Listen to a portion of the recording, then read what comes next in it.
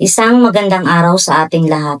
Ako po ay si Ginang Ann Bronjal, taus-pusong nagpapasalamat sa lahat ng bumubuo ng Apo Gamma Pi Futures Financial Grant Program para sa scholarship na natanggap ng aking anak na si Maria Angela Grace Bronjal, third year BA Communication and Broadcasting.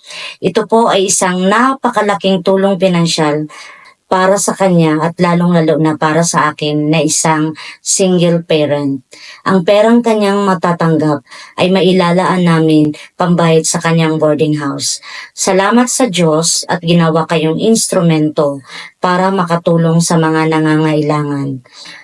At naway marami pa kayong matulungang mga mag-aaral na may pangarap sa buhay. Sa muli, maraming salamat po.